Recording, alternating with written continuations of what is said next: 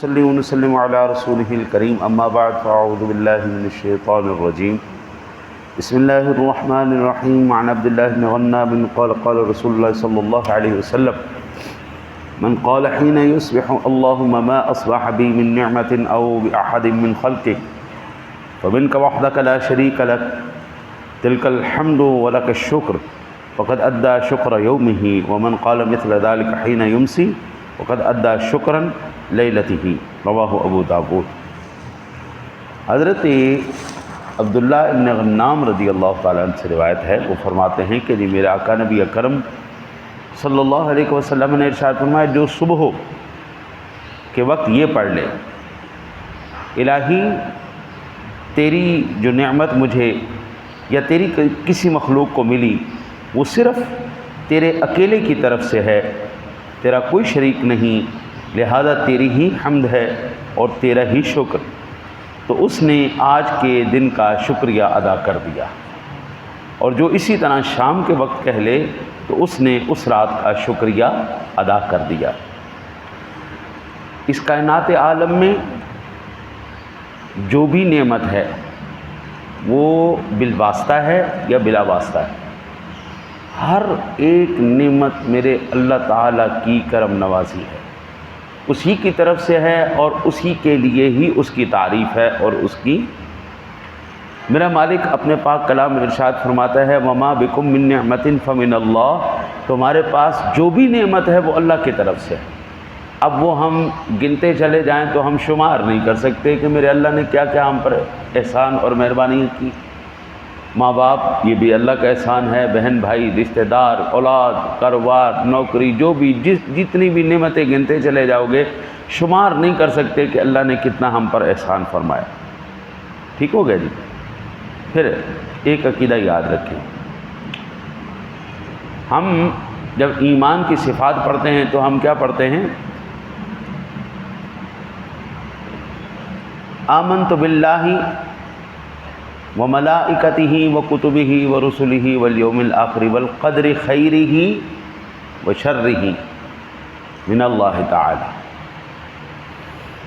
کوئی اچھی ہے یا بری ہے، اچھائی پہنچے یا برائی پہنچے، کسی کا فائدہ ہو جائے یا نہ، ہر ایک چیز میرے اللہ کی طرف سے، والقدر خیرہ وشرہ من اللہ تعالی والبعث بعد الموت، یہ اللہ تعالیٰ کی طرف سے۔ اچھا جی، اب یہ ادب کا تقاضا کیا ہے کہ جب خیر بھی اللہ کی طرف سے ہے، شر بھی اللہ کی طرف سے ہے، تو پھر ادب کا تقاضا یہ ہے کہ ہر خیر کا وہ نسبت اللہ کی طرف کرے اور شر کی اپنی طرف کرے، کہ یہ جتنی بھی مجھے بھلائیاں ملی ہیں یہ میرے اللہ کی مہربانیاں ہیں، یہ جتنے میرے نقصان ہوئے ہیں یا میرے اوپر یہ جو ہے نا جی نافرمانیاں ہوئی ہیں یہ ساری میرے اپنے ہاتھوں کی کمائی۔ ادب کیا ہے؟ نعمتیں، برکتیں، رحمتیں، ہر ایک اچھی چیز اللہ کی طرف نسبت کی جائے گی اور جتنی بری چیزیں ہیں وہ اپنی طرف نسبت کی جائیں گی۔ میرا مالک اپنے پاک کلام میں ارشاد فرماتا ہے وَمَا أَصَابَكُم مِّن مُّصِيبَةٍ فَبِمَا كَسَبَتْ أَيْدِيكُمْ، اور تمہیں جو مصیبت پہنچتی ہے وہ اس کے سبب سے جو تمہارے ہاتھوں نے خود کمایا ہے۔ یہ تمام کا تمام جو بھی پریشانی کا سبب بنتا ہے وہ ہمارے اپنے ہاتھوں کا۔ میں نے اس جمعۃ المبارک میں بالکل روٹین سے ہٹ کے جمعہ پڑھایا ہے، اس کے اندر یہ میں نے عرض کیا کہ میرے مالک نے بعض لوگوں کو اتنا امیر کیوں کر دیا اور بعضوں کو اتنا غریب کیوں کر دیا، بعضوں کو غریب کیوں کر دیا، بعضوں کو امیر کیوں کر دیا۔ مثال کے طور پر ہر ایک بندے کے پاس 1 ارب روپیہ ہو، 10 کنال کی کوٹھی ہو، کاریں اور نہ تیری خیر ہو جائے ساری نعمتیں ہوں، تو نوکری کون کرے گا؟ بھئی ہر ایک بندہ تو امیر ہو چکا ہے، ہر ایک کے پاس پیسہ آ گیا ہے، ہر ایک کے پاس آسانیاں آ گئی ہیں، تو ہمارے کام کون کرے گا؟ صفائیاں کون کرے گا؟ گٹر صاف کون کرے گا؟ دیگر معاملات کون کرے گا؟ میرے مالک نے یہ جو رکھا ہے نا جی اوپر نیچے کا معاملہ، یہ اس کے احسانات۔